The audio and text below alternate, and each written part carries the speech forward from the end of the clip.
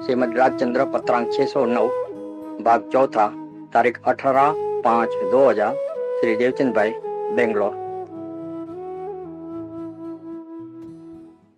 नमो अर्यंताणम नमो सिद्धाणम नमो आयर्याणम नमो उवज्जायाणम नमो लोये सवसावणम नमो समय साराय स्वानुभूत्या चकास्ते चित्त स्वभावाय भावाय सर्वभावांतरचिले मंगलम भगवान वीरो मंगलम गौतमो गणी मंगलम कुंद कुंदार्यो जैन धर्मोस्तु मंगलम सर्व मंगल मांगल्यम सर्व कल्याण कारकम प्रधानम सर्वधर्माणम जैनम जयतु शासनम ओंकार बिंदु संयुक्तम नित्यम ध्यायन्ति योगिनो कामदम मोक्षदम चैव ओंकाराय नमो नमः। श्रीमद राजचंद्र वचनामृत वचनामृत नंबर 609। अब तक 9 मुद्दे चले, उसमें जीव को मुक्ति हो सकती है अगर वो अपने स्वस्वरूप का भान करे तो, लेकिन स्वस्वरूप का भान होने के लिए उसको असंग होना पड़ता है। तमाम दुनिया को देखने के, सुनने के, सभी प्रकार का जानने का संग जो है वो छोड़ना पड़ता है, और वो बहुत मुश्किल है, अपने से होता नहीं है। बिना सहारे जीव असंग नहीं हो सकता है। यह समझकर श्री तीर्थंकर भगवान ने असंग होने की कला सीखने के लिए सत्संग को एकमात्र निर्वाण का साधन बताया है। लेकिन ऐसा सत्संग भूतकाल में भी कई बार मिला है, फिर भी जीव सफल नहीं होता है, उसको समय दर्शन की प्राप्ति नहीं होती है सत्संग मिलने के बावजूद। क्यों? कि जिस प्रकार से उसकी उपासना करनी चाहिए उस प्रकार से नहीं करता है। इस जीव को सर्व साधन को गौण मानकर सत्संग की सर्वार्पणता से उपासना करना योग्य है। सर्वार्पणता से माने तन, मन, धन और आत्मा। तन की भी असुविधा, बीमारी, उसका भी उपेक्षा कर देना। मन उधर उधर भटकता है, उसकी भी उपेक्षा कर देना। धन, सत्संग करने में जो खर्च होता है, आने जाने का खर्च होता है, आयोजन का खर्च होता है, यात्रा पे जाते हैं तो उसका खर्च होता है। इसके अलावा धन की आसक्ति कि उतना टाइम सत्संग में लगाते हैं तो बिजनेस में उतना धन कमाने में हम नहीं लगते हैं, तो वो भी एक लॉस है। लेकिन वो सब सहन करके और आत्मा माने किसी प्रकार का आग्रह रखे बिन तन, मन, धन और आत्मा से सर्वार्पण होकर सत्संग मिलता हो तो सर्व कुर्बान, सब कुछ कुर्बान, इस प्रकार से उपासना करना योग्य है कि जिससे सर्व साधन सुलभ होते हैं। लेकिन इस प्रकार से जीव करता नहीं है। जीव 4 प्रकार के दोष करता है, उसकी बात चल रही। सबसे पहले तो फर्स्ट नंबर का दोष है मिथ्याग्रह।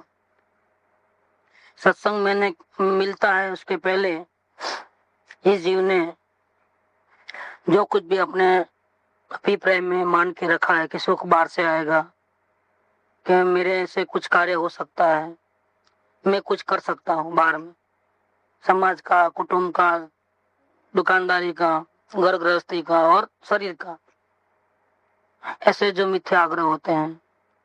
इसके अलावा कुल धर्मों का होता है, व्यवहारिक क्रियाओं का, सामाजिक स्टेटस का, सबका आग्रह होता है कि वो नहीं छोड़ सकते, सत्संग भले छूटे लेकिन वो नहीं छोड़ सकते। इस प्रकार के मिथ्याग्रह कई प्रकार के होते हैं। तो मिथ्याग्रह के कारण सत्संग फलवान नहीं होता है, ये नंबर 1। दूसरा, स्वच्छंदता के कारण भी फलवान नहीं होता है। मिथ्याग्रह सबसे बुरा है। मिथ्याग्रह में तो सत्पुरुष की बातें सुनता है लेकिन वो उस पे अमलीकरण करने को राजी नहीं है, क्योंकि इसकी मान्यता से सत्पुरुष का कहा हुआ जो बात है जो वो उल्टी है। और अंदर से जीव मान्य नहीं करता है तो अपनी बात छोड़ता नहीं है, उसका नाम मिथ्याग्रह। स्वच्छंद में ऐसा नहीं है। स्वच्छंद में तो मालूम पड़ जाता है कि सामने जो कह रहे हैं, सत्संग में बात आ रही है, वो बिल्कुल सही बोल रहे हैं, और मैं जो अब तक मान के रखा था वो बिल्कुल गलत है, और मैं जिस प्रकार से चल रहा हूँ उससे मेरा नुकसान होता है। मेरा ये तो सत्पुरुष की आज्ञा पे चलने से ही होगा। फिर बुद्धि में ये सब समझ में आने के पर भी अमलीकरण नहीं कर पाता। जब प्रसंग आता है तब सत्पुरुष की आज्ञा को ठुकरा देता है, कुचल देता है पैर कर, और अपने से जो मनमानी होती है, जो अनादिकाल से करते आ रहा है, वही करता है। मुख्यता दूसरे को देता है, आत्मकल्याण को मुख्यता नहीं देता है। तो ये हो गया है स्वच्छंद, कि आपकी बात सही है, मेरी बात गलत है, लेकिन मैं अपनी मनमानी छोड़ने वाला नहीं। कि हम पड़ोसी की थोड़ी जमीन पचा ली, अपनी झगड़ा हुआ, भाई दीवार यहाँ करने के बदले उसके जगह में की, ताकि अपनी जगह पूरी मिले। 1 फीट का फर्क या आधा फीट का फर्क, वो झगड़ा किया, झगड़ा करते करते पंच में गया, गांव वाले पूरा इकट्ठे हो गए, सबने देखा, सब चेक किया तो सही बात है। इसने अपनी पूरी जगह इस्तेमाल करने के लिए जो बीच की दीवार है बाजू वाले की दीवार में बनाई, और सब पंच ने चुकाता दे दिया, देखो तुम्हारा मेजरमेंट देखो, इसका मेजरमेंट देखो, तुम ही देखो, हम निर्णय नहीं, तुम निर्णय करो। तो सबके सामने वो ऐसा बोल देवे कि आप मेरे माँ बाप, आप सही बोलते हो, लेकिन मैं यहाँ से खिसकने वाला नहीं हूँ, मेरी खिल्ली यहाँ से हटेगी नहीं। ये क्या हो, इसका नाम स्वच्छंद। क्या आप सही बोलते हो, मेरी गलती मेरी है, मैं कबूल करता हूँ, लेकिन मैं अब यहाँ से हटाऊंगा नहीं। यही स्वच्छंद है। मतलब जीव अपना हित चाहता नहीं है, तब ऐसा करता है। डॉक्टर बोलता है कि दवा लो और परहेजी भी पालना, लेकिन परहेजी नहीं पालता है। नहीं, थोड़ा सा खाने से क्या हो जाता है, बस ऐसा करके और कुछ डॉक्टर की आज्ञा के विरुद्ध करता है। इसका नाम स्वच्छंद है। इससे इस स्वच्छंद का तो बहुत प्रकार है, उसके लगभग 6-8 कैसेट बनी हुई है एक स्वच्छंद के ऊपर। कितने प्रकार का स्वच्छंद होता है। सत्पुरुष का जब आपके पास प्रयोजन सिद्धि दिया था नहीं, पतली बुक, उसमें है 32 नंबर का पॉइंट, और गोपाल जी में चला था एक बार, 8 कैसेट हुई इसकी, एक यही स्वच्छंद के ऊपर। इस स्वच्छंद में वो कई प्रकार के ऐसे अनजाने जाने में गलती करता है कि सत्पुरुष का बोध इसके आत्मा में परिणमन नहीं कर सकता है, वो अमलीकरण नहीं कर पाता है। वो बोलते हैं, समझाते हैं, लेकिन हाँ करता है, समझाते हैं, लेकिन अमलीकरण तो नहीं कर पाता। ये जीव में स्वच्छंद नाम का दोष होता है, इसलिए ऐसा होता है। अब तीसरा गलती, प्रमाद। प्रमाद में क्या है कि जीव को सत्पुरुष की बात सही लगती है, कोई आग्रह नहीं है, अपना अपने आग्रह सब का है, आप जैसा बोलो ऐसा करो, और स्वच्छंद भी नहीं करता है जीव, जैसा बोले वैसा ही सुन लेता है, और इस पे अमलीकरण भी करता है। दिल बोलता है कि अब सत्पुरुष की आज्ञा पे ही चलना है, सारे आग्रह मिट गए, सब क्रियाओं के आग्रह मिट गए, सब अन्य के भूसे जो भरे थे अंदर में वो सब खत्म, और निर्धार किया कि मुझे सत्पुरुष की आज्ञा पे ही चलना है। तो स्वच्छंद नहीं हुआ। लेकिन कब चलना है, कल, आज थोड़ा एक काम निपटा लो, बस कल से मैं ऐसा करूंगा, या 1 घंटे के बाद करना है, निपटारा करना है, लेकिन 1 घंटे के बाद, अभी नहीं, अभी तो दूसरा काम पड़ा हूं। इसका नाम है प्रमाद। सत्पुरुष की आज्ञा उठाता नहीं तो प्रमाद हो जाता है। इसके कारण भी सत्संग सफल नहीं होता है। और चौथा कारण है इंद्रिय विषय की उपेक्षा नहीं की। इंद्रिय विषय की उपेक्षा नहीं की माने क्या, कि जब काम करने का अवसर आया तो उसको खाने को सूझा, तो पीने को सूझा, आहार विहार निहार ये सब क्या करें, शारीरिक अवस्था है तो शरीर हैरान करता है, 5 इंद्रियों के विषय हैरान करते हैं। तब वो भूख को सहन नहीं कर पाता है, प्यास को सहन नहीं कर पाता है, गर्मी को सहन नहीं कर पाता है, ठंडी को सहन नहीं कर पाता है। बैठने की अनुकूलता न हो, सोने की अनुकूलता न हो, वो सहन नहीं कर पाता है। तो देह प्रतिबंध देह प्रतिबंध, इंद्रिय विषयों की उपेक्षा, सबसे पीछा छुड़ा देवे, शत्रुओं से, विरोधियों से जंगल में चले जावे, घर बार छोड़ करके। सब घर में रहेंगे, टेलीफोन बजता है, आजू बाजू अड़ोस पड़ोस सगा संबंधी सब हैरान करते हैं। साधना कर रहा बैठा है तो बैठे नहीं रहते हैं, तो चले गए सत्संग में, एकांत में, जंगल में। अब कोई हैरान करने वाला नहीं है, लेकिन इंद्रिय विषय की उपेक्षा नहीं हुई। अब क्या करे, सबसे पीछा छुड़ा है, अपने शरीर से कैसे पीछा छुड़ाएगा? वो तो थोड़ी देर ध्यान में बैठेगा तो पैर सुन्न हो जाते हैं, या कमर दुखने लगती है, या सर में दर्द होता है, कंटाला आता है, या विकल्प कई प्रकार के आ जाते हैं, मन साथ देता नहीं, मन भटकना। कितना भी चाहे कि एक भी विकल्प ना आवे, लेकिन क्या होता है, मन भटकने में है, उसको कंट्रोल नहीं कर सकता है।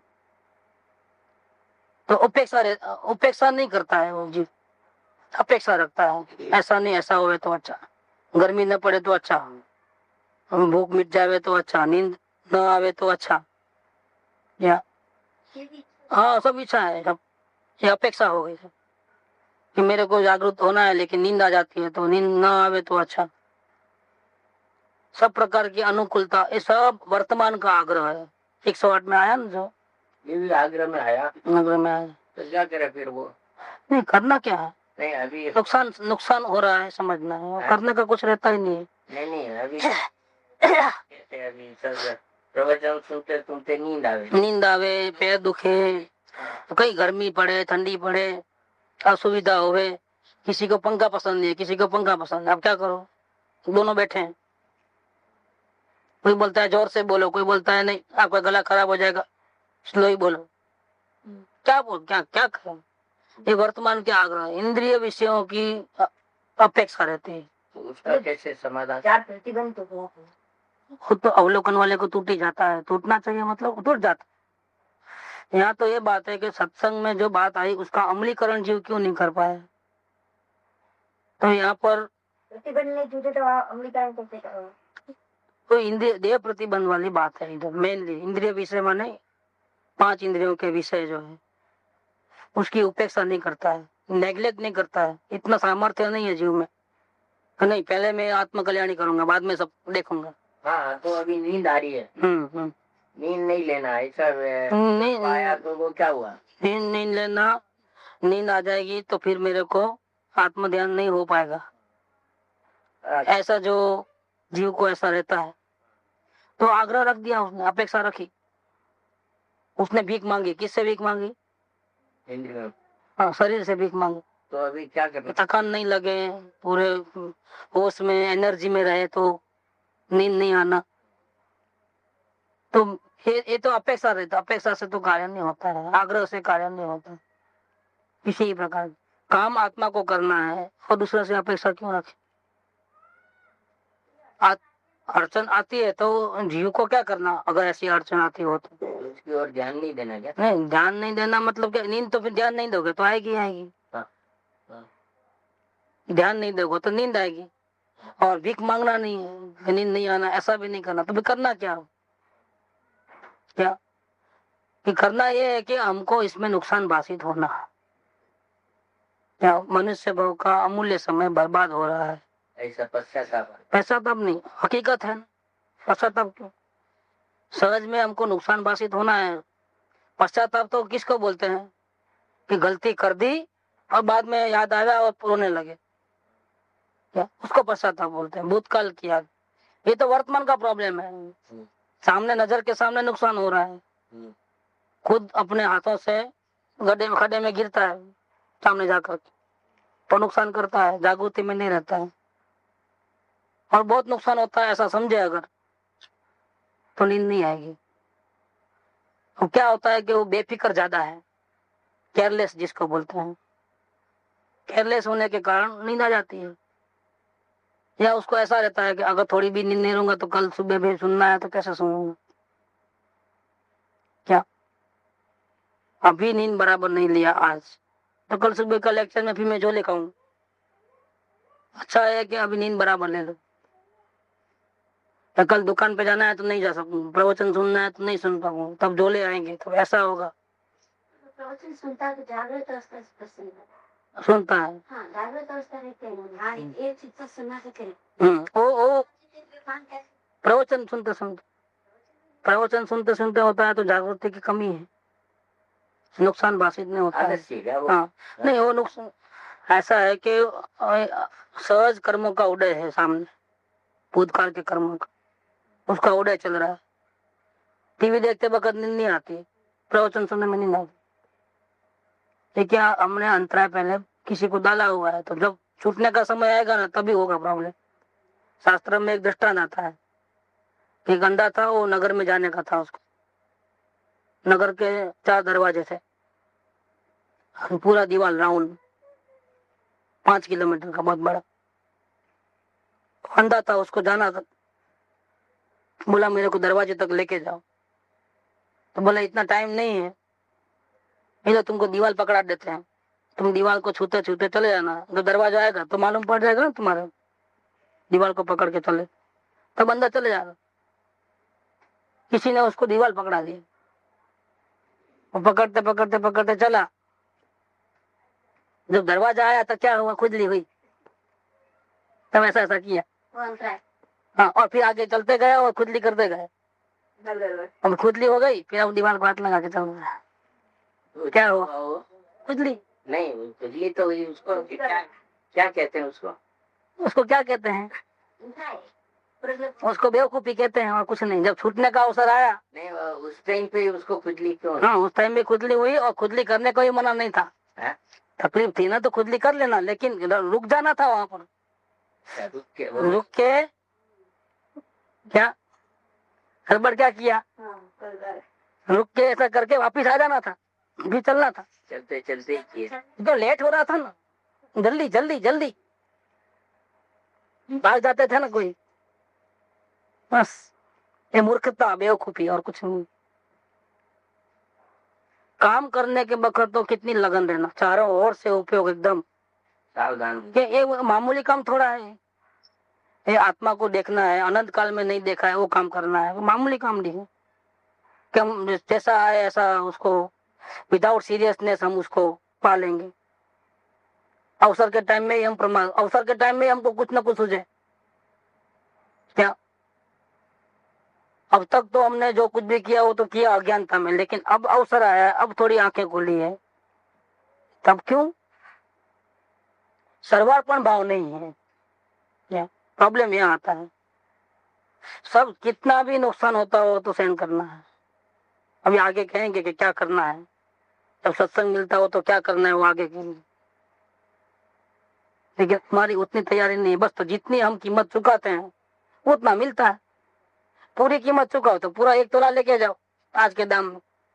नहीं साहब पैसे कम लाया हूं तो भैया ये 1 तोले वाला नहीं आएगा, फिर वजन कम वाला चीज लो। नहीं वजन तो इतना चाहिए, फिर वो बिल्कुल छोटा दिखने में अच्छा नहीं लगे, तो लाओ पैसा लेके आओ। और क्या चीज भी अच्छा चाहिए, वजन भी ज्यादा चाहिए, और पैसे कम देना है वो नहीं बने, दुनियादारी में नहीं बनता। सोना लेना है तो नहीं मिलता, परमात्मा कहाँ से मिलेगा। थोड़ी भी अगर कमी आई, कसर हुई, तो वहां तो चलता नहीं है। यहाँ पर वितराग के मार्ग में 100 में से 99.99 आवे ना तो फेल। कितना, यहाँ 35 मार्क में फेल नहीं है क्या, और 30 मार्क मिले तो 5 चढ़ा करके प्रमोशन, चढ़ा धक्के मार के चढ़ा दो, ऐसा नहीं है।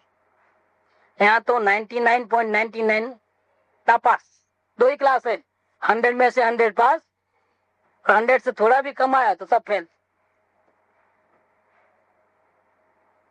ऐसी चीज है।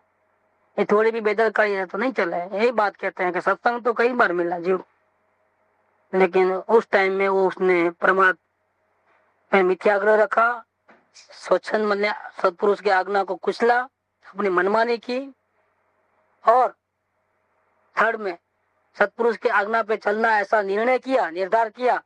लेकिन कब चलना है?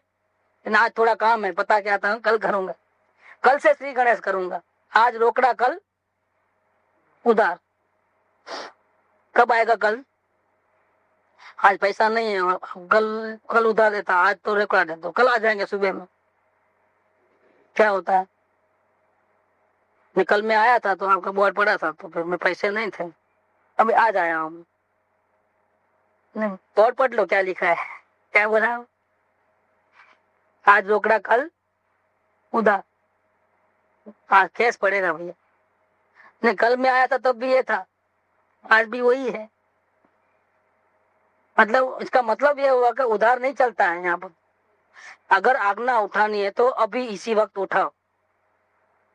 नहीं नहीं, 1 घंटा बाद थोड़ा मैं जरा दूसरा काम निपटा लूं, नहीं चलता। वो कहानी भी आती है, एक पिक्चर भी बना है हिंदी में, एक पिक्चर बना था संजीव कुमार का।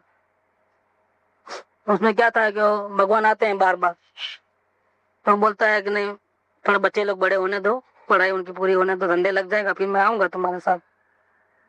बच्चे बड़े हो गए, धंधे पे लग गए, अब आया, चलो भैया। तो बोलता है नहीं, अभी जरा शादी कर दूं, बाद में चलता हूँ। फिर आया, शादी करते वक्त, तो पोते का मुंह तो देखने दो भैया, इतना क्या जल्दी करते हो। ये प्रमाद, आपकी बात बिल्कुल सही है, इसमें मेरा ही हित है, नहीं मानूंगा तब तक अहित है। लेकिन भैया कल करूंगा आपसे, कल से श्री गणेश नमस्कार मंत्र लेकर शुरू, वो कल कभी नहीं आता है, इसका नाम है प्रमाद। और अब इंद्रिय विषय की अपेक्षा माने क्या हो गया? इसमें क्या होगा? इंद्रिय विषय की उपेक्षा नहीं की मन, तो अब तो कल करूंगा ऐसी बात नहीं है, अभी तो बैठा है। सत्पुरुष ने क्या कहा? अपने आत्मा को देखो, वो बैठा, या अवलोकन करने को बोला, या वेद ज्ञान करने को बोला, तो आंख बंद करके एक कोने में जाके बैठे। थोड़ी देर नहीं हुई, कमर दुखने लगी, मच्छर करड़ने लगे, तो उसको हटाने में टाइम जाता है। वो इसका आग्रह है कि मच्छर नहीं करड़ना, उसका आग्रह है कि सर दर्द नहीं होना, उसका आग्रह है कि पैर सुन नहीं हो जाना। आधे घंटे में तो पैर सुन हो जाएंगे उसको। कब उठूं, मजा नहीं आ रहा है, गर्मी हो रही है, ठंडी हो रही है, ये जगह ठीक नहीं है, यहाँ बराबर भाव नहीं खुलते हैं, वहां जाके बैठो, ऊपर जाके बैठो, नीचे जाके बैठो, ऐसा बैठूं वैसा बैठूं, पद्मासन में नहीं, खड़गासन में नहीं, खड़गासन में नहीं, पद्मासन में। कितने तो उठा पटक कर लेता है वो। क्या है कि काम करने को बैठा है, लेकिन बहुत प्रॉब्लम है कि नाचने को नहीं आता है, तो उसने क्या किया? नहीं, ये जो जमीन है ना ठीक नहीं है, उसको जरा ऐसा क्रॉस है, थोड़ा ऐसा क्रॉस है, उसको ठीक करो तो मैं नाचूं। क्योंकि नाचना नहीं आता, सीधा तो बोलता नहीं है कि मेरे को नाचना नहीं आता। कहीं पिक्चर देखेगा 3 घंटा तो कमर भी नहीं दुखेगी, सर भी नहीं दुखेगी, पैर भी सुन नहीं होंगे, भूख नहीं लगेगी, प्यास नहीं लगेगी। क्योंकि भूख थोड़ा भी खाने को गया जब तक तो 2-4 सीन निकल जाते, पिक्चर की मजा ही खत्म हो जाती। यहाँ तो क्या है, कभी भी भगवान तो कभी भी विराजमान है, आधा घंटा खा के बाद में बैठे तो भी चलता। भगवान कहाँ भाग जाने वाला है? भगवान तो भागने वाला नहीं है। जैसे ना तो ये काम करने को बैठा, तब मौका आया, तभी गड़बड़ करता है जी। तब उसको जो पुरानी आदत है वही सूझते रहती है, निवृत्ति नहीं ले पाता है, अपेक्षाओं से छुटकारा नहीं, निवृत्ति नहीं ले पाता। तो ये इधर बात रहती है कि मिथ्याग्रह, स्वच्छंदता, प्रमाद और इंद्रिय विषय की उपेक्षा न की हो, तभी सत्संग फलवान नहीं होता। इतने दुर्गुण पड़े हैं तो फिर हम ध्यान नहीं लगा सकते आत्मा। तो ये 4 दोष नहीं होना। दूसरा, 2 गुण होना, सत्संग में एक निष्ठा होना। एक निष्ठा का मतलब क्या है कि जो टारगेट हमने बनाया है वो जब तक वो टारगेट हासिल ना हो जाए तब तक हमको रातों की नींद खराब हो जानी चाहिए। कौन सा टारगेट है? पहले अवलोकन सफल होकर के वेद ज्ञान शुरू होकर के पदार्थ के निर्णय तक पहुंचना है, अनुभव तक बाद में। क्या अभी ऐसा नहीं बोलते कि संपूर्ण रूप से निर्विकल्प हो जाओ, लेकिन पदार्थ निर्णय तक तो पहुंचना ही पड़ेगा, तब आप सेफ साइड में। जब तक सेफ साइड नहीं, अभी पदार्थ निर्णय हुआ नहीं है, भाव भाषण हुआ नहीं है, तब तक कई प्रकार के प्रॉब्लम जीवन में आते रहते हैं और उसको ध्यान देते जाता है जी। प्रॉब्लम के ऊपर हाँ, क्योंकि अब कोई बुलाता है तो वहां जाना होगा, बिजनेस का कोई काम होगा, कहीं जाना आने का होगा, क्या करो। जीव को जब तक अपना पदार्थ निर्णय न होवे तब तक शांति से बैठना नहीं चाहिए, धुन चढ़ जानी चाहिए। अपन वो लिए थे ना 133 वाला कृपा उदेव का, चाहे उनको कैसी धुन चढ़ी थी, मैं कैसेट में होंगी। उनकी भावना देखो और हमारी भावना देखो तो हम कहाँ हैं? तो हम तो इनके बिल्कुल मुकाबले में नहीं है। क्यों नहीं है? कौन जिम्मेदार? स्वयं जिम्मेदार है। स्वयं को इतनी कीमत चुकाता नहीं है। बेंसी को पूछते थे कि भी हमारा इतने साल से पढ़ाई हो रही है, सत्संग हो रहा है, पूजा भक्ति हो रही है, सब समझ में सब आता है, बुद्धि में सब बैठता है, फिर हमारा काम क्यों नहीं होता है?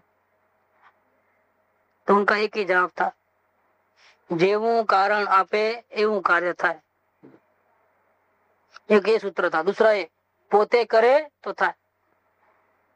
जब भी कर तुझे ही करना है, कोई करने देने वाला नहीं है, कोई सपोर्ट नहीं करेगा। तेरा काम तो तेरे को ही करना है, क्योंकि शांति भी तेरे को ही मिलने वाली है, दुखी भी तू ही है और शांति भी तेरे को मिलने वाली है।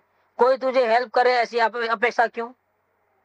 और दूसरा, जितना तुम पुरुषार्थ करेगा उतना ही मेवा मिलेगा, फल मिलेगा। जैसा तुम करेगा, जितनी कीमत चुकाएगा उतना ही तुझे आंसू। कम चुकाएगा तो नहीं होगा। देख ले कि तेरे को क्या हो रहा है, तू देख अंदर में झांक कर कि क्या हो रहा है। तुम तो टोटली इन्वॉल्व है कि नहीं है? जिस कार्य को ध्येय बनाया है कि मुझे आत्मा का दर्शन हो जाना चाहिए, फिर एक ही ध्येय, एक ही निष्ठा रहनी चाहिए। उस टाइम के पहले जब तक वो कार्य नहीं हो जाए तब तक अंधा बेरा लूला लंगड़ा हो जाना चाहिए। तैयारी है इतनी? तो ये चाहिए, एक निष्ठा चाहिए। दूसरा और एक गुण चाहिए कि सत्संग अच्छा लगता है, सत्संग में बहुत फायदा होता है, बहुत कुछ जानने को मिलता है, परिणाम सुधरते हैं, आत्म भावना बढ़ती है। तो हमको सत्संग के ऊपर बहुत भक्ति जैसा होता है, सत्संग के ऊपर अधिक प्रेम आता है, सत्संग को हम छोड़ना नहीं चाहते हैं, ऐसे भाव होते हैं। लेकिन ये तो बिल्कुल सहज मात्र है कि लाभ होता है तो भक्ति आने ही वाली है। लेकिन यहाँ पर भी जीव अपूर्व भक्ति में नहीं आता है। भक्ति करना और अपूर्व भक्ति करना, उसमें अंतर है। जैसे दौड़ते दौड़ते फर्स्ट आया, या जैसे 4-5 स्कूल रहती है, बोर्ड एग्जाम रहती है, दूसरा दृष्टांत देते तो इस स्कूल में फर्स्ट क्लास फर्स्ट, जो सबसे फर्स्ट हाईएस्ट मार्क लेके आया, स्कूल फर्स्ट हो गया, क्या 100 में से 80 मार्क। दूसरे स्कूल में स्कूल फर्स्ट आया, 100 में से 85 मार्क। तीसरे में 68 मार्क, चौथे में 95 मार्क। बोर्ड फर्स्ट कौन आया? 95 वाला। तो यहाँ स्कूल फर्स्ट है 68 से, लेकिन एक्चुअल में वो फर्स्ट नहीं है। फर्स्ट किसको कहना? एक्चुअल फर्स्ट कौन सा है? वो स्कूल फर्स्ट क्यों आया फिर 68 में भी? क्योंकि सब बुद्धू बेवकूफ है यहाँ पर, तो बुद्धुओं में फर्स्ट आया। तो भक्ति तो बहुत आई, भक्ति तो बहुत है सत्संग की, लेकिन कम भावना वाला में सबसे ज्यादा अच्छी भावना, क्या ये सबको कम भावना है, उसमें से किसी को अधिक आई तो कितना मार्क में? और एक वो भावना 100 में से 95, वो भी स्कूल फर्स्ट है, लेकिन सिर्फ स्कूल फर्स्ट नहीं है, वो बोर्ड में भी फर्स्ट है। मतलब अंतर है, फर्स्ट में अंतर है। ऐसा भक्ति में अंतर है। ऐसी भक्ति सत्संग की लगनी है कि इसके बिना रह न सके हो। अपूर्व भक्ति, सत्संग के बिना एक सेकंड भी जावे तो अच्छा नहीं लगे। अपूर्व भक्ति आवे तो सत्संग सफल हो जाएगा। वो क्या समझता है कि हम संसारी जीव है, निरंतर कैसे सत्संग में रहे, कैसे हो सकता है। लेकिन निरंतर सत्संग में रहना है और वो भक्ति के बिना रह नहीं पाएंगे। भक्ति होगी अंदर में तो रह पाएगा। कैसे रहेगा भाई, हम सत्संग में बैठने को तैयार है लेकिन सत्संग कराने वाला हाजिर नहीं है तो कैसे रहे। भावना में तो रह सकते हैं। और सत्संग में जो बात सुनी उसका अमलीकरण, चिंतन, मनन, खोलन वो तो कर सकते हो। वो दिन रात चलना चाहिए, इसके सिवा कुछ सूझना ही नहीं चाहिए। वो बिना भक्ति के नहीं होगा। उदय प्रसंग आते हैं तो वापिस हम इन्वॉल्व हो जाते हैं, वहाँ वहाँ वहाँ। उस टाइम में हम जागृति में नहीं रहते हैं। वो थोड़ी देर के लिए सत्संग, सत्संग का चिंतन, सत्संग की महिमा सब कुछ भूल जाते हैं।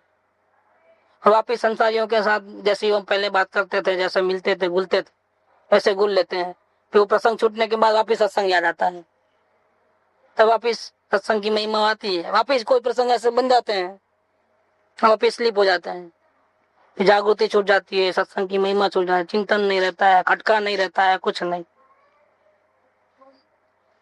सत्संग की महिमा अंदर से भक्ति अपूर्व नहीं होगी तो संसार के जो उदय प्रसंग आते हैं बार बार, उसमें उसकी बार बार जागृति छूट जाएगी। अवलोकन निरंतर नहीं चलेगा, साधना यथार्थ नहीं होगी। साधना जब यथार्थ नहीं होती है तो सत्संग फलवान नहीं होता। तो चार दोष नहीं होना: मिथ्याग्रह, स्वच्छंद, प्रमाद और किसी प्रकार का भी आग्रह। खास तौर पे शरीर संबंधी, देह प्रतिबंध, 5 इंद्रियों का और मन का किसी प्रकार का कोई भी रुकावट नहीं होना। और सत्संग में एक निष्ठा होना, तब तक टारगेट को रीच नहीं करे तब तक चैन से नहीं बैठे। और भक्ति है उतना जरूरी नहीं है, अपूर्व भक्ति होना। अपूर्व भक्ति होगी तो कंटिन्यूस साधना चलेगी। साधना में थोड़ी थोड़ी जो ब्रेक आती है, इसका मतलब इतनी हमने महिमा में कमी है, इतनी हमारी सीरियसनेस में कमी है, इतनी हम कीमत कम चुका रहे हैं, ये समझना है।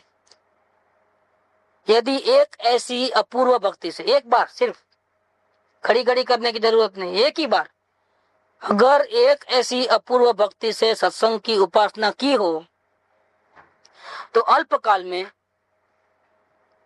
मिथ्याग्रह आदि का नाश हो जाता है। मिथ्याग्रह आदि माने मिथ्यात्व, मिथ्याग्रह, स्वच्छंद, प्रमाद और इंद्रिय विषय की अपेक्षा, सबका नाश हो जाता है। कब होगा ऐसा? एक बार भी अगर जीव एक निष्ठा से अपूर्व भक्ति से सत्संग की उपासना करे तो, और सब दोष का नाश होकर के अनुक्रम से जीव सर्व दोषों से मुक्त हो जाता है। अनुक्रम से क्यों कहा? कि ये दोष का नाश होते ही अवलोकन परफेक्ट हो जाएगा। फिर अवलोकन से नेक्स्ट स्टेज में, वेद ज्ञान के स्टेज में आएंगे, भाव वासन हो जाएगा। फिर इससे आगे जाकर के समय दर्शन की प्राप्ति हो जाएगी। इसके आगे जाकर के श्रावक पन्ना और आगे जाकर के मुनि पन्ना, फिर संपूर्ण वितरागता होकर के सभी दोषों का नाश हो जाएगा। उसमें क्रम पड़ता है आगे की यात्रा में। लेकिन दोष हट जाने से वेद ज्ञान पूर्वक भाव वासन तक पहुंच जाता है, सत्संग सफल हो गया। भाव वासन हुआ तो सत्संग सफल हुआ। तो किया किराया के पानी नहीं फिरा बराबर। भाव वासन के पहले कोई भी जीव चाहे जितनी भक्ति दिखावे शुरू में, कभी भी स्लिप हो सकता है। कितना भी आराधना करे, जब तक पदार्थ का निर्णय न हो वेद ज्ञान पूर्वक, तब तक उसका कोई ठिकाना नहीं है। आज भक्ति करे, कल गाली भी दे, ऐसा भी हो तो होता है। ऐसा स्लिप हो जाता है जीव, परिणाम बिगड़ जाते हैं, अचानक चेंज हो जाता है। ऐसे भी केसेस बहुत बन गए। नियर आते आते खत्म गए काम। तो अगर एक बार अपूर्व भक्ति से सत्संग की उपासना की, माने अपूर्व भक्ति लेकर के, तो अल्पकाल में सभी दोषों का नाश होकर के भाव वासन तक पहुंच जाओ, सेफ साइड। बाकी का जो पोर्शन है अनुभव से लेकर के परमात्मा बनने तक का, वो स्टेप बाय स्टेप क्रम से आगे बढ़ेगा। भाव वासन के बाद वो स्टेप बाय स्टेप अपने आप चलते रहेगा गाड़ी। इसके पहले हमको लगातार मेहनत करनी है, इसमें कोई ब्रेक नहीं चल रहे। तो ये 10 नंबर का पॉइंट हुआ। अब 11 नंबर का पॉइंट, सत्संग की पहचान होना जीव को बहुत दुर्लभ है। एक तो सत्संग मिले नहीं, और सत्संग मिले तो हर जगह सत्संग चल रहे हैं, किसका सही माने हम? तो जीव पहचान नहीं पाता है कि यही सत्संग सही है कि फिर दूसरा कोई। विश्वास कैसे करे जीव? इससे भी बढ़िया कहीं मिलता होगा क्या? यही नहीं, इससे भी बढ़िया कहीं होगा। इसमें कोई शायद दोष होंगे, लेकिन हम अज्ञानी हैं तो हमारे में इतनी ताकत नहीं है कि पहचान पावे। ऐसे तो ठीक लग रहा है, लेकिन शायद परफेक्ट ना हो तो ऐसा, क्योंकि साथ में दूसरे आडंबर नहीं है ना। दूसरे आडंबर माने क्या? अब देखोगे आप जो टीवी पे कई महात्माओं के आते हैं प्रवचन, ठीक है ना, तो लोगों का ऐसा हो जाता है। देखो वो सत्संग में कितने लोग आते हैं, कितना बड़ा पंडाल, कितनी बड़ी व्यवस्था, कितना नाम ताम, कितना इज्जत आबरू। इतने सारे लोग मूर्ख होते हैं कि यहाँ कंपेयर करते हैं। कितने लोग गिने चुने, तो कौन महान? किसका सत्संग महान? तो सत्संग को नहीं पहचानेगा तो ऐसा करेगा नहीं। ऐसा करेगा, ऐसा आता है जीव विचार, ऐसा जीव का विचार आता है। कितने लोग आते हैं आपके पास? क्या कि जैसा कि संख्या से माप तोल है उसका, बस 10 बस 20-25 मां, ठीक है। वो संख्या पर से वो ऑर्डिनरी हो गया। सत्संग कैसा हो गया? ऑर्डिनरी, इसकी कोई वैल्यू नहीं। जैसा भगवान 2 लाख आते हैं, पूरा भर गया। सभी धर्म के लोग आते हैं, मुसलमान भी आता है, क्रिश्चियन भी आता है, सिख भी आता है। क्या वाणी है, क्या ऐसा है। फॉरेनर्स भी आते हैं, और फिर समर्पण भाव कैसा करते हैं? ऐसा डाल देते हैं हुंडी में, आंख बंद करके। कोई ऐसा सोने का डाल दिया, कैसा डाल दिया, क्या है उसका जो महिमा होती है ना, वो बहुत जबरदस्त। अट्रैक्ट कर दे आदमी, मैस्मरिज्म कर दे बिल्कुल। बीच में कल्कि का चला था, आपको मालूम हो? कल्कि अवतार, वो पीला दाढ़ी वाला और पीला कपड़ा, बिल्कुल कल्कि करके बहुत फैला, बहुत। नहीं, यहाँ पर नहीं आया तो आंध्रा में तो हद कर दी उसने ना। कल्कि कल्कि कल्कि अवतार, नाम ही कल की। हाँ कल्कि। हमने तो सुधांशु जी का सुना था। हाँ, एक उसका भी है। एक ये आसाराम जी बापू है, वो तो टीवी पे आते हैं। दूसरे जो को अयप्पा स्वामी का है, ठीक। और भी है बहुत, वो लाइन की लाइन लगे। तिरुपति बालाजी है, सत्य साईं बाबा है। तो क्या हुआ कल की? अभी कल्कि का तो पोल खुल गई फिर। हाँ, उसका तो बहुत भयंकर था। वो तो निजाम कॉलेज में आया था, तो लोग तो ऐसा गिर गिर के।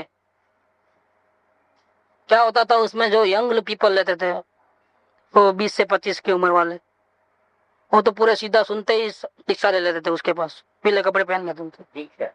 सीधा घर बार छोड़ करके भाग जाते थे, आश्रम में चले जाते थे। इतना मैस्मरिज्म किया। लेकिन वो उसको क्या बोलते हैं, उसको नजरबंदी करते हैं ना, आंखों की, जैसे जादूगर करता है, केलाल वगैरह, जो हिप्नोटाइज करता, ऐसा करता था वो। तो लोग पागल, बिल्कुल चमत्कार कर देगा कुछ ना कुछ। लोगों को महिमा है उसकी। हाँ हाँ हाँ, अभी पंचम काल में कुछ नहीं होगा वो अच्छा है, सब होगा। जितना हो इतना कम है। सही जगह पे झगड़े होते हैं, जहाँ सही जगह है ना, वहाँ तेरा मेरा झगड़ा होता है, अंत पर जाते हैं। समझो अभी एक सदगुरु है, तो उसके कुछ 10-15 सुनने वाले हैं, ठीक। एक ही छत्र छाया में नहीं रहेंगे, एक दूसरे को देखते रहेंगे, आपस में मेल मिलाव नहीं रहेगा। वो अपना ग्रुप बनाएगा, वो अपना ग्रुप बनाएगा। सदगुरु है तब तक तो ठीक है, वो सब मिल मिल के रहते हैं। सदगुरु गए कि वो मैं जो बोलता हूँ सही, वो बोलता मैं जो बोलता हूँ सही, पर टुकड़े टुकड़े टुकड़े। महावीर स्वामी गए तो 3 पंथ हो गए। 3 क्या, अभी तो बहुत ही हो गए हैं। 3 तो मुख्य, दिगंबर, श्वेतांबर, स्थानकवासी। फिर स्थानकवासी में भी मोटा पंथ, छोटा पंथ, 13 पंथी ने, छठी पंथी ने, क्या क्या क्या निकला है। दिगंबर में ऐसा निकला, तारण पंथी, 20 पंथी, 13 पंथी, वो हद कर दिए लोगों ने। एक कांजी स्वामी के 3 पंथ, हमारे गुरुदेव के भी, सोनगढ़ वाले अलग, उसके अलग, उसके अलग। क्या करें, इतने सारा प्रॉब्लम है। सत्संग की पहचान होना जीव को दुर्लभ है, बहुत मुश्किल है। सही जगह पे जाना बहुत मुश्किल है, परफेक्ट जगह नहीं मिलती कहीं। कहते हैं यहाँ पर, किसी महान पुण्य योग से अगर उसकी पहचान जीव को हो जाए, तो कब होगी? सिर्फ आत्म कल्याण के लक्ष्य से सुनेगा तो ही, बाकी तो नहीं होने वाली। कि वो झुक रहा है इसलिए मैं भी झुकूं, उसका काम हो गया मेरा भी काम हो जाएगा, भक्ति करने से कभी नहीं होने वाला।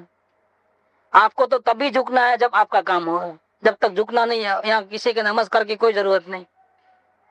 कृपाल ने लिखा है वो 493 में कि सतपुरुष को शिष्य की भक्ति की कोई जरूरत नहीं है। क्या नहीं चाहते वो शिष्य को शिष्य रूप में भी नहीं देखते, वो शिष्य को परमात्मा के रूप में देखते। वो अज्ञानी, पामर, बुद्धू, ज्ञानी ऐसा नहीं देखते हैं। और वो सच्चे सदगुरु है, वो चाहते भी नहीं कि वो शिष्य रूप में ही रहे हमेशा। वो तो ये चाहते हैं कि उसको भी आत्म कल्याण हो जाए, वो जल्दी से वो भी ज्ञानी बन जाए मेरे जैसा। वो ऐसा नहीं चाहते, वो नजर से ही नहीं देखते उस प्रकार से कि मैं गुरु समझाने वाला और वो मेरा चेला समझने वाला। तो इसलिए भक्ति की कोई अपेक्षा नहीं है उसको, सदगुरु। लेकिन लोग जिसको फायदा होता है वो भक्ति करे बिना नहीं रहते हैं। वो तो आएगी, अंतर से आएगी, और उसको लाभ हुआ है, उसके जीवन में शांति हुई है, ऐसा करके कोई देखता है कि देखो वो नमस्कार करता है, उसका जीवन बदल गया, अब मैं भी झुकूं तो मेरे को भी प्रसादी मिल जाएगी। कोई ऐसा जादू छड़ी कर देंगे कि मेरे दोष हट जाएंगे, अपने आप को गुण आ जाएंगे, ऐसा कोई जादू बादू नहीं है। आपको गुणों को प्रकट करना है और आपके दोषों को हटाना है और जीवन को शांति लाना है, तो मेहनत सदगुरु नहीं करेंगे, समझ लेना। पूरी जिम्मेदारी श्रोता की है, सुनने वाले की है। सदगुरु के पास कोई जादुई छड़ी नहीं है कि आपके दुर्गुणों को दूर कर देवे, सदगुणों को भर देवे अंदर में। टोटल बिगिनिंग से लेकर एंड तक आपको ही मेहनत करनी है। सदगुरु का रोल कितना के आपको अगर रास्ता नहीं मालूम है, जहां भी आप उलझ जाते हो वहां पूछो तो वो आपको बता दे। ये पूर्व के ज्ञानियों ने जो जो रास्ता बताया है वो आपको बता देंगे। कोई गारंटी नहीं है कि आप इस मार्ग को अपनाओगे, सदगुरु की आज्ञा पे चलोगे तो आपको गरीबी दूर हो जाएगी, कि आपके संयोग अच्छे हो जाएंगे, आपके सांसारिक प्रॉब्लम सॉल्व हो जाएंगे, सब दुखना बंद हो जाएगा, मोटर गाड़ी आ जाएगी। कोई गारंटी नहीं। या दुख बहुत आने वाला है, लेकिन आप यहाँ आते हो सत्संग में तो आपको दुख नहीं आएगा, कोई आपको गाली नहीं देगा, कोई आपको लूट के नहीं जाएगा, गारंटी नहीं है। आपके पूर्व के बंधे हुए पाप और पुण्य के अनुसार जो कुछ भी होने वाला है वो सत्संग में आने के बाद भी होगा।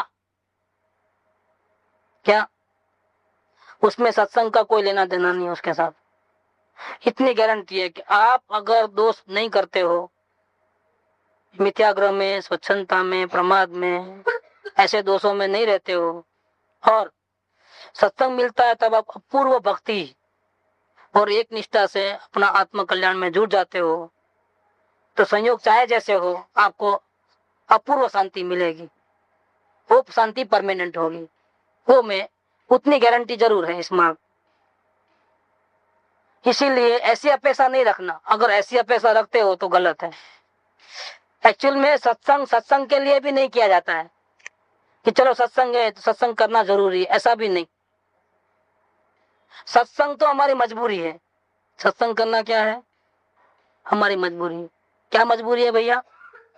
कि जब तक हम सत्संग नहीं करेंगे तब तक हम अपने आत्मा को कैसे जानना, कैसी अनुभूति करना, वो कभी नहीं किया है, वो अनजाना रास्ता है, हमको मालूम नहीं पड़ता है।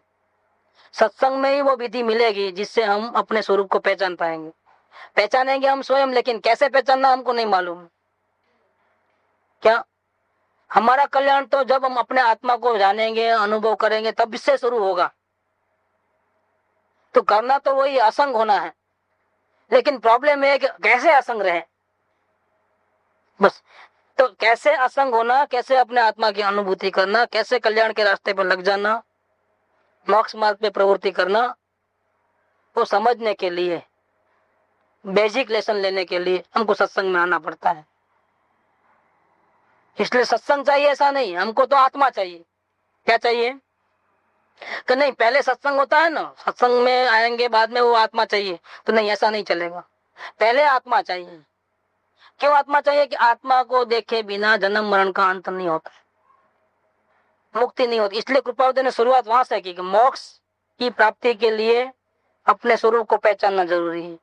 स्वरूप को पहचानना है तो असंग होना जरूरी है, लेकिन हम असंग नहीं कैसे होना वो जानते नहीं है। इसीलिए फिर मजबूरी में श्री तीर्थंकर में हमारी हालत को देखते हुए हमको एक आधार दिया। क्या? कौन सा आधार दिया? सत्संग। देखो जो कृपालुदेव की भावना थी 128 में अपन पढ़े थे, तो क्या बोले? क्षण क्षण बदलती ये पर्याय नहीं चाहिए, स्वभाव वृत्ति नहीं चाहिए, मतलब परमात्मा बनना है। फिर वो नहीं होवे तो आत्मा का अनुभव कुछ काल तक शून्य बिना नहीं चले।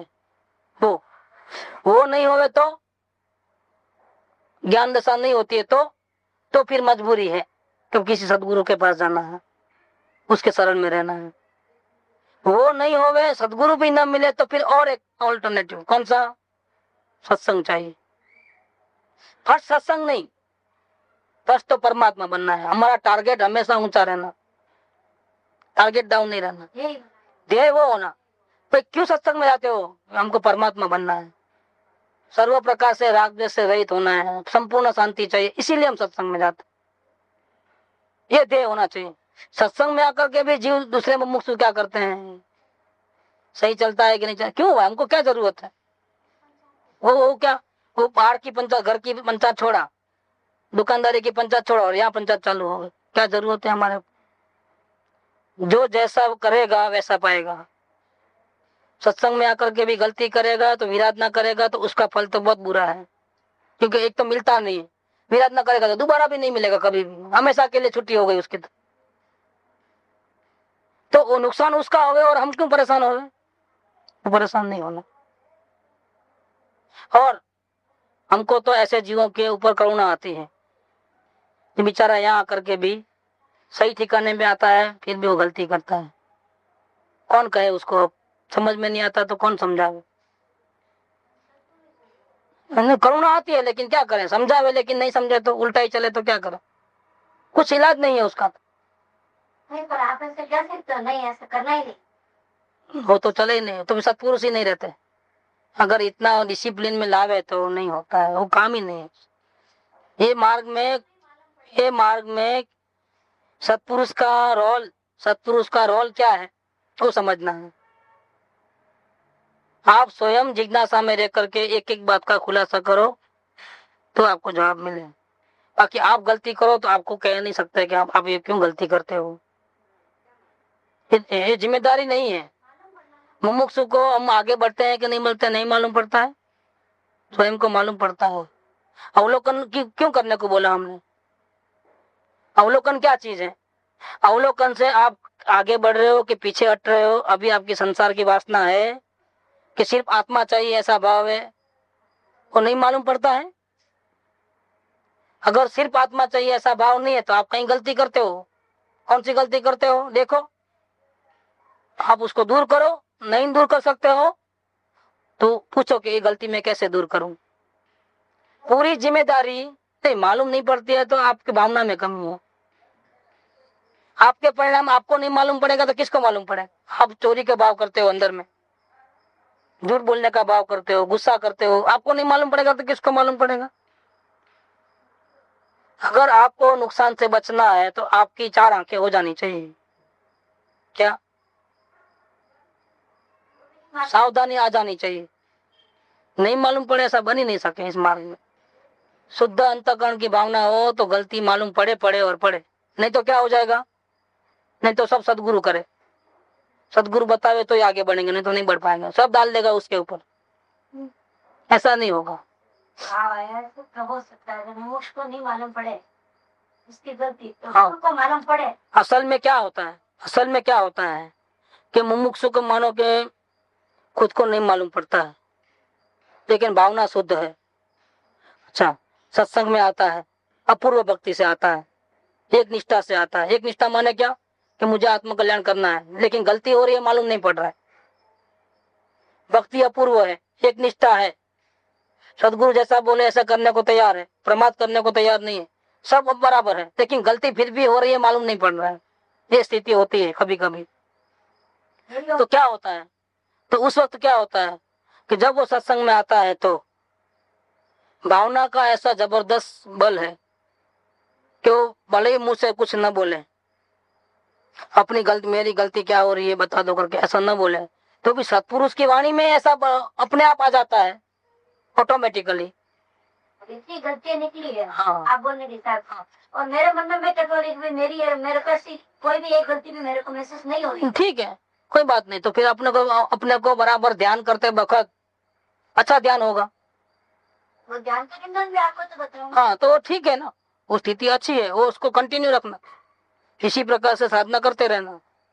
ये तो जिसको गलती होती है और सत्संग सफल क्यों नहीं होता है उसकी बात बताएं, जरूरी नहीं है कि वो आपको लागू पड़े, ये जनरल टॉपिक चल रहा है। हाँ टटोल ना कि कहीं ऐसा रह तो नहीं गया है, लेकिन अभी मैं दूसरी बात कहता हूँ कि कोई ऐसी गलती रह गई हो लेकिन भावना शुद्ध है और मालूम नहीं पड़ती है अपनी गलती और सत्संग में आए हैं तो भावना शुद्ध होते हैं। इसका इतना बड़ा चमत्कार है कि सत्पुरुष की वाणी ऐसी निकलेगी कि जो गलती हमको समझ में नहीं आती है वो उनकी वाणी के प्रभाव से समझ में आ जाएगी, रास्ता खुल जाएगा।